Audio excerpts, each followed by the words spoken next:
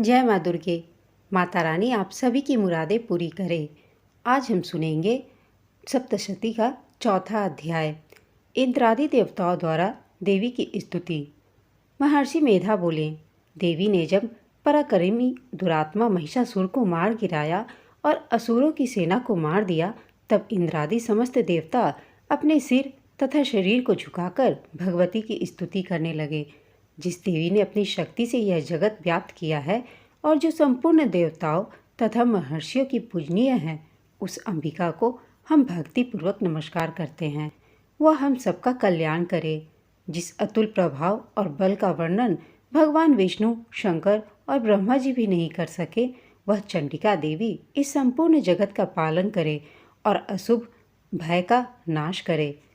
पुण्यात्माओं के घरों में तुम स्वयं रूप हो और पापियों के घरों में तुम अलक्ष्मी रूप हो और सतकुल में उत्पन्न होने वालों के लिए तुम लज्जा रूप होकर उनके घरों में निवास करती हो। हम दुर्गा भगवती को नमस्कार करते हैं। हे देवी, इस विश्व का पालन करो। हे देवी, हम तुम्हारे अचिंतनीय रूप का किस प्रकार वर्णन करें। असुरों का नाश करने वाली भारी पराक्रम तथा समस्त देवताओं और दैत्यों के विषय में जो तुम्हारे पवित्र चरित्र हैं, उनका हम किस प्रकार वर्णन करें। हे देवी, त्रिगुणात्मिका होने पर भी तुम संपूर्ण जगत की उत्पत्ति का कारण हो। हे देवी, भगवान विष्णु, शंकर आदि किसी भी देवता ने तुम्हारा पार नहीं पाया। तुम सबकी आश्रय हो। यह संपूर्ण जगत तुम्हारा ही अंश रूप है, क्योंकि तुम सबकी आदिभूत प्रकृति हो। हे देवी, तुम्हारे जिस नाम के उच्चारण से संपूर्ण यज्ञों में सब देवता तृप्ति लाभ करते हैं, वह स्वाहा तुम ही हो। इसके अतिरिक्त तुम पितरों की तृप्ति का कारण हो, इसलिए सब आपको स्वधा कहते हैं। हे देवी, वह विद्या जो मोक्ष को देने वाली है, जो अचिंतनीय महाज्ञान स्वरूपा है, तत्वों के सार को वश में करने वाले, संपूर्ण दोषों को दूर करने वाले, मोक्ष की इच्छा वाले मुनिजन जिसका अभ्यास करते हैं, वह तुम ही हो। तुम वाणी रूप हो और दोष रहित ऋग तथा यजुर्वेदों की एवं उद्गीत और सुंदर पदों के पाठ वाले सामवेद की आश्रय रूप हो। तुम भगवती हो। इस विश्व की उत्पत्ति एवं पालन के लिए तुम वार्ता के रूप में प्रकट हुई हो और तुम संपूर्ण संसार की पीड़ा हरने वाली हो।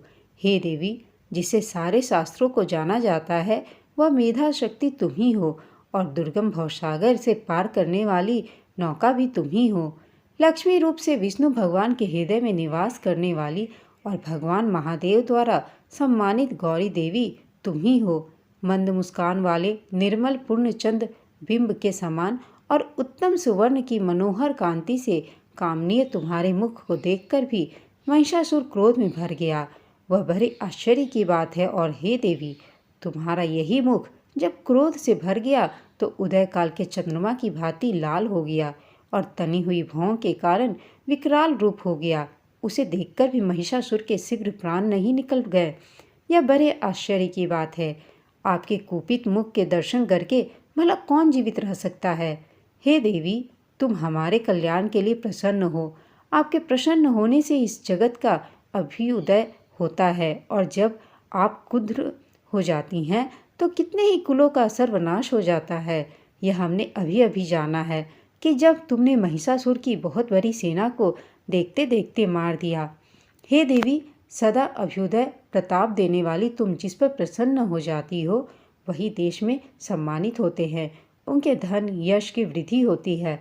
उनका धर्म कभी शिथिल नहीं होता है और उनके यहाँ अधिक पुत्र पुत्रियाँ और नौकर होते हैं। हे देवी, तुम्हारी कृपा से ही धर्मात्मा पुरुष प्रतिदिन श्रद्धापूर्वक यज्ञ करता है और धर्मानुकूल आचरण करता है और उसके प्रभाव से स्वर्गलोक में जाता है, क्योंकि तुम तीनों लोकों में मनवांछित फल देने वाली हो। हे माँ दुर्गे, तुम स्मरण करने पर संपूर्ण जीवों के भय नष्ट कर देती हो और स्थिर चित्त वालों के द्वारा चिंतन करने पर उन्हें और अत्यंत मंगल देती हो। हे दरिद्र दुख नाशिनी देवी, तुम्हारे सिवा दूसरा कौन है। तुम्हारा चित्त सदा दूसरों के उपकार में लगा रहता है। हे देवी, तुम शत्रुओं का इसलिए मारती हो कि उनके मारने से दूसरों को सुख मिलता है। वह चाहे नरक में जाने के लिए चिरकाल तक पाप करते रहे हों, किंतु तुम्हारे साथ युद्ध करके सीधे स्वर्ग को जाएं। इसलिए तुम उनका वध करती हो। हे देवी, क्या तुम दृष्टिपात मात्र से समस्त असुरों को भस्म नहीं कर सकती?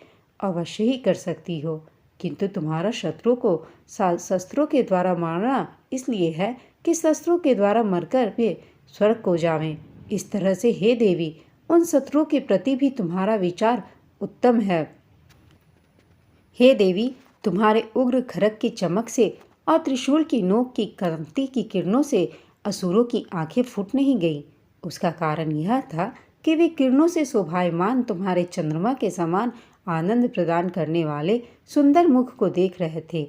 हे देवी, तुम्हारा शील बुरे वृतांत को दूर करने वाला है और सबसे अधिक तुम्हारा रूप है, जो न तो कभी चिंतन में आ सकता है और न जिसकी दूसरों से कभी तुलना ही हो सकती है।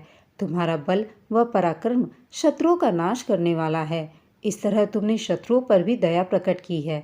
हे देवी, तुम्हारे बल की किसके साथ बराबरी की जा सकती है, तथा शत्रुओं को भय देने वाला इतना सुंदर रूप भी और किसका है?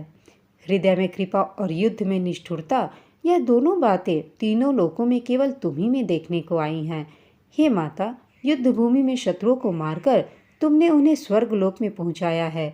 इस तरह तीनों लोगों की तुमने रक्षा की है तथा उन उन्मत्त असुरों से जो हमें भय था उसको भी तुमने दूर किया है। तुमको हमारा नमस्कार है। हे देवी, तुम शूल तथा खड्ग से हमारी रक्षा करो तथा घंटे की ध्वनि और धनुष की टंकार से भी हमारी रक्षा करो। हे चंडिके, आप अपने शूल को घुमाकर पूर्व, पश्चिम, उत्तर तथा दक्षिण दिशा में हमारी रक्षा करो। तीनों लोकों में जो तुम्हारे सौम्य रूप है तथा घोर रूप है, उनसे हमारी रक्षा करो तथा इस पृथ्वी की रक्षा करो।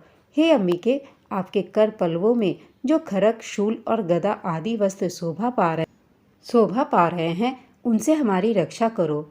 महर्षि बोले कि इस प्रकार जब सब देवताओं ने जगत माता भगवती की स्तुति की और नंदवन के पुष्पों तथा गंध अनुलेपों द्वारा उनका पूजन किया और फिर सबने मिलकर जब सुगंधित व दिव्य धूपों द्वारा उनको सुगंधि निवेदन की, तब देवी ने प्रसन्न होकर कहा, हे देवताओं, तुम सब मुझसे मनवांछित वर मांगो। देवता बोले, हे भगवती, तुमने हमारा सब कुछ कार्य कर दिया।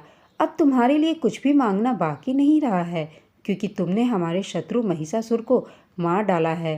हे महेश्वरी, तुम इस पर भी यदि हमें कोई वर देना चाहती हो तो बस इतना वर दो कि जब जब हम आपका स्मरण करें तब तब आप हमारी विपत्तियों को हरण करने के लिए हमें दर्शन दिया करो। हे अंबिके, जो कोई भी तुम्हारी स्तुति करे तुम उनको वित्त, समृद्धि और वैभव देने के साथ ही उनके धन और स्त्री आदि संपत्ति बढ़ावें और सदा हम पर प्रसन्न रहे। महर्षि बोले, हे राजन, देवताओं ने जब जगत के लिए तथा अपने लिए इस प्रकार प्रश्न किया तो बस तथास्तु कहकर देवी अंतर्ध्यान हो गई। हे भूप, जिस प्रकार तीनों लोगों का हित चाहने वाली यह भगवती देवताओं के शरीर से उत्पन्न हुई थी, वह सारा वृत्तांत मैंने तुझसे कह दिया है। और इसके पश्चात दुष्ट असुरों तथा शुंभ निशुंभ का वध करने और सब लोगों की रक्षा करने के लिए जिस प्रकार गौरी देवी के शरीर से उत्पन्न हुई थी, वह सारा वृत्तांत मैं यथावत वर्णन करता हूँ। दोस्तों, कथा सुनने के लिए आप सबका धन्यवाद। अगर वीडियो अच्छी लगी हो तो कमेंट बॉक्स में जय माँ दुर्गे अवश्य लिखिएगा तथा साथ ही इस वीडियो को लाइक, शेयर और चैनल को सब्सक्राइब प्लीज़ कर दीजिएगा। आप सभी का धन्यवाद।